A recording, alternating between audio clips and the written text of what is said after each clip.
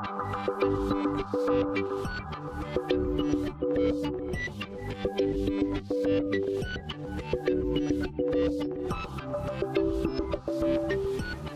here is a good way to get out of your comfort zone, do something new.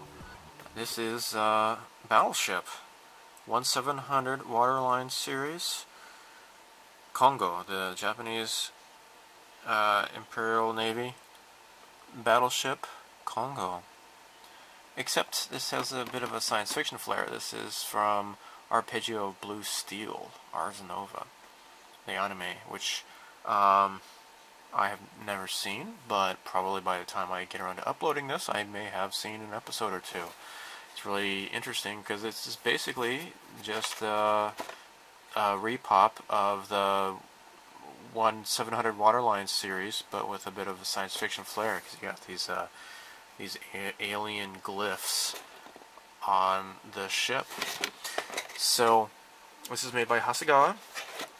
Well, it has both the Aoshima logo and the Hasegawa logo. So this is the Hasegawa kit, the molds, but Aoshima has the license for the Arpeggio Blue Steel. So I actually started this already at work on my lunch break. I have a few tools at my desk at work, and I was able to get started on the bridge. Now, this is Hasegawa, and Hasegawa will provide resin parts from time to time. Now, this is, as you see, this is resin. So the lighter colored parts are resin. So I have assembled this so far, and it's just basically just stacking stuff up. Now I will have to wash this off. I have to use the mold release cleaner. So I'm going to use this, the Fine Molds mold release cleaner. You can do it with soap and water or whatever. I don't know. Mold release cleaner, that stuff, it's pretty easy. You just spray it on, wait 30 seconds and wash it off. You know, you don't even have to really use a muscle hardly at all. So anyhow, this is what I've gotten accomplished so far. So actually not all of it though. So I have cut this part out. So here is the hull. So basically the water line is like, you know, up to the line where, you know, the water is. So I will have to glue this into place, but here, all of these waterline kits, they come with ballast. So that's what this is here. And let me cut this off. See, it says right here, ballast. And it's just a metal weight. Or two metal weights, apparently. Stick it into here, and it's not going to slide around on your shelf or whatever. So that's a nice way to go. And then this will just fit on top of here and glue this into place. So there's only one real way to do this, because I think if you turn it around, yeah, see, it doesn't line up. So you're not going to get this wrong unless you're just not paying attention. Where are they? Now let me carefully get things out. Here are the cannons. They got these cannons here. 1, 2, 3, and 4. So what I did here was the actual cannons here, they glue in. They're like a U shape here. They just glued them into the turret here. Now, they're not all the same. Actually, there's two kinds. So you can see there's a dot on this one here. I don't know if I can get in there real quick. So there's a dot here, and there's not a dot here. So what I need to do is drill a hole in the ones that have the dots. So let me get my pin vise out. So this is a pin vise, and I have in my drawer here, here's my set of Tamiya drills. Now I wonder, let me get my, here, let me tell you what. I should probably put my apron on, because I dropped something small. Okay, let me point this camera down. Okay. Now, I wonder if this 0.8 is going to be big enough. Oh, I think we have a winner here. Okay. Yep, I think that's going to be a 0.8. So, let me close this so I don't lose it. So this is already opened up, so let's stick this into the hole here and tighten it. Oops, I'm loosening it.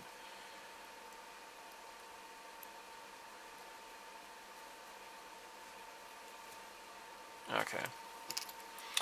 So just put it into the hole and then spin clockwise.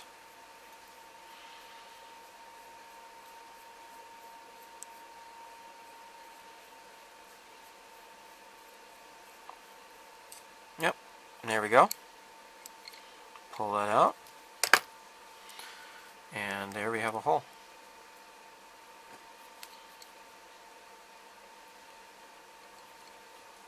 There. I'll do the other one here. It's pretty easy.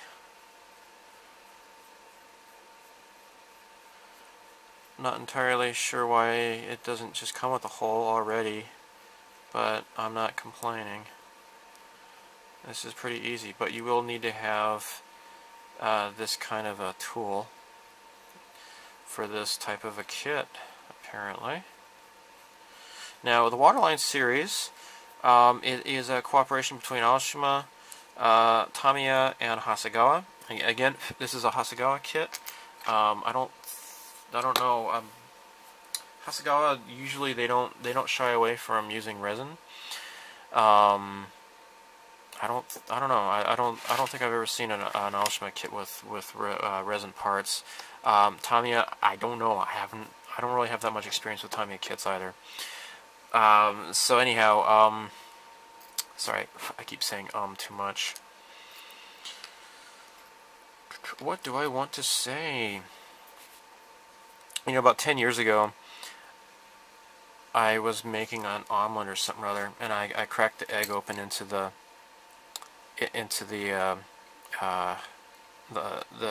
fry pan, right? And it was like blood inside the egg, and it freaked me out. I'm like, sorcery!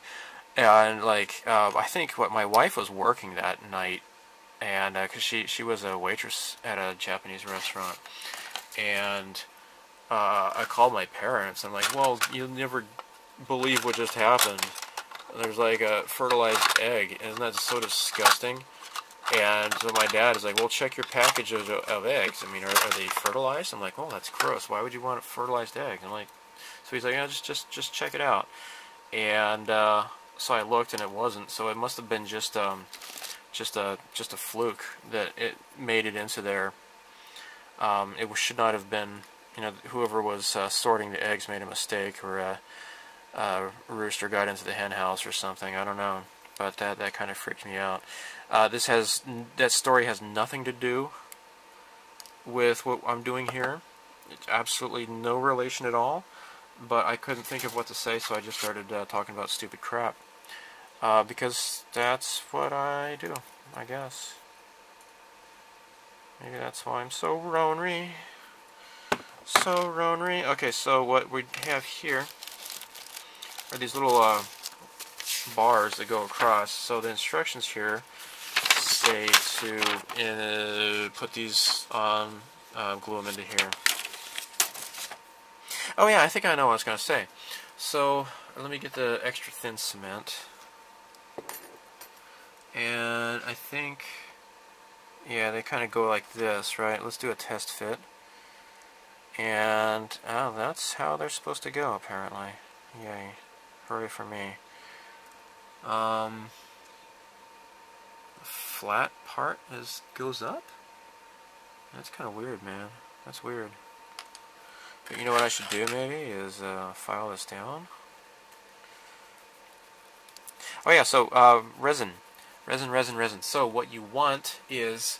now, I do this at work, actually. I found some super glue. But yeah, you need some CA glue, which is also called super glue or crazy glue or whatever. Regular model glue will not work on resin. Go figure. So I just want to make this smooth, because they got like this little injection molding here a little bit. Don't want that. It's going to look weird. So I just got my flat file here.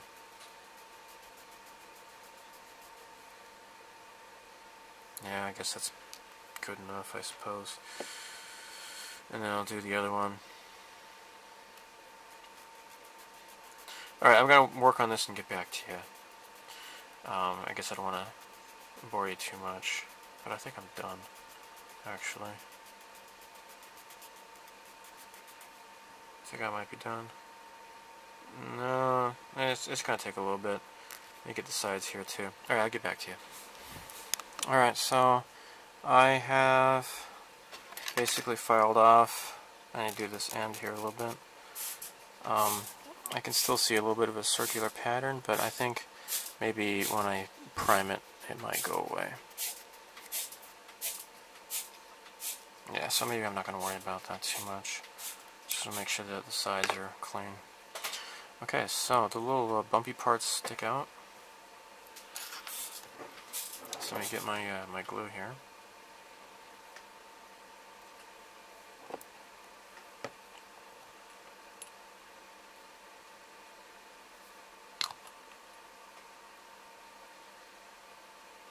So I'm using the extra thin, because this is kind of small details here. Get plenty of that stuff there. There. And then I'll put this in a position here. Stick it in the hole, Stuart. There we go. There we go. Now this cannon's done. So, what is next? I got... I'm not totally done with the command tower, though, because I have to put the little tiny microscopic little guns into position. They got these little cannons and crap, and that might take a bit of work. And I have this other, what's F3 and F2? Let me find those pieces. Oh, here we go. So this is F here.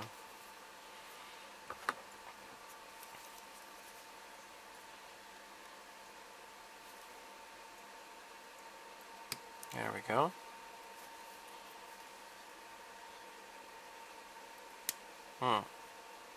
Okay, 1 and 2.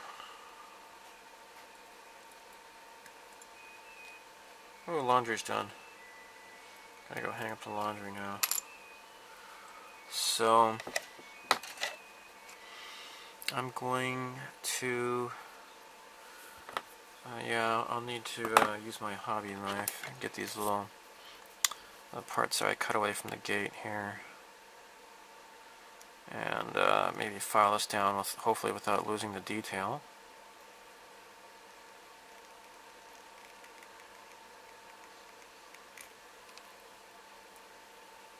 Let me just glue this into position here. The two halves of this tower thingy.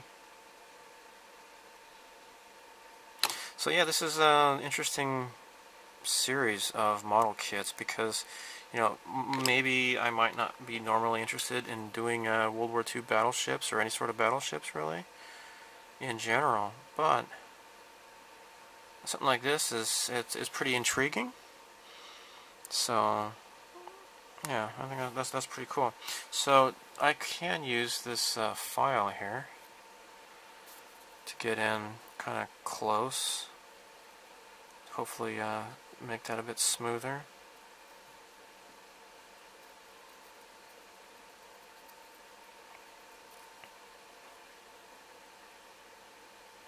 But I don't want to take too much of a chance though.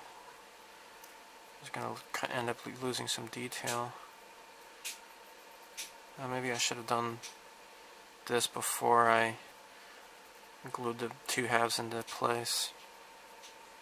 Yeah, oh well.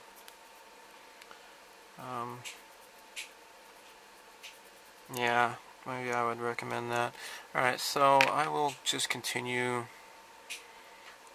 going about my business here and give you a bit of an update later on, because I don't want to show you the entire build. I don't know if that's interesting to you or not, but got a tiny little bit of flash here. I think these kits have been around for quite a while, at least as far back as like maybe the mid or early 80s or so.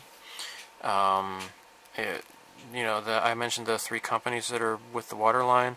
Fujimi actually was originally a part of that, but they kind of wanted to do subjects that other companies were already making, and so they kind of got voted off the island, you could say, and so they ended up just doing their own stuff. So Fujimi is kind of a bit of a maverick company. I mean, I like them. I like their stuff, I suppose. I've never built a Fujimi kit. I own several of them, but I haven't built any. But that is the story. So just got a bunch of towers and crap like this that I just have to put the 2 halves together. So I got more of like these things here. I'm going to put these together. So let me do that and show you some progress. Oh yeah, so about that egg thing that I mentioned earlier, so I, because the whole thing freaked me out, right? So I asked my dad, like, who the heck would want to eat bloody eggs? That's just kind of gross. And my dad said it's like a delicacy, so they're kind of expensive. So he said some people like that. So he said it's kind of expensive usually, so maybe rich people like fertilized eggs, perhaps.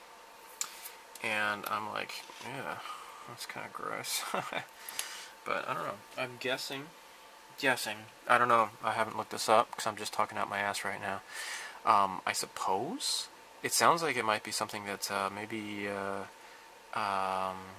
East Asian or especially Chinese people would enjoy eating. I'm just guessing. It seems like something that you'd eat in China. I don't know. Now I live in Japan and I've never seen anything like that here. As far as I know, I don't think that they even sell that kind of stuff here. Beats me. Yeah, let me know in the comments, I suppose, if you're even listening to me rambling like this. It'd be interesting to know. I mean, have you ever had it? Does it taste good? Is it, taste better than it looks? Because it is pretty creepy looking, I think. Blood red eggs. Gross. Yeah. Anyhow, the thing about the thin cement is that it kind of runs around, gets into places. It's good for filling in little cracks and crap, but don't want to make a mess, you know?